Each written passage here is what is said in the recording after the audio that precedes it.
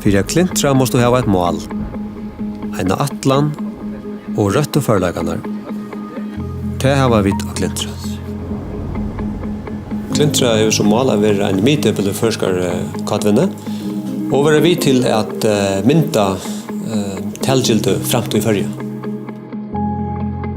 Klintra folk är en fullfutja HRM-løst, en starffolkaskipan som savnar alla starffolkopplysningar og ene steg.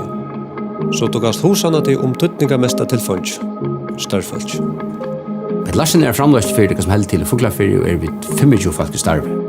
Og sånne starffolk krevst en ordentlig starffolkaskipan. Klintra folk kan hjelta så at alt det starffolka vi skiftet som lov og brevaren og skruvbaren og servaren og privathotelt til samla i ene steg. Det er vi utrolig glad for. Vi kunne ikke annan samstarve være sterkert, og tog kan vi melde Klintra som samstarvfellag, og kan holdt greit vi melde oss til Klintra folk som stikker starffolkaskipan.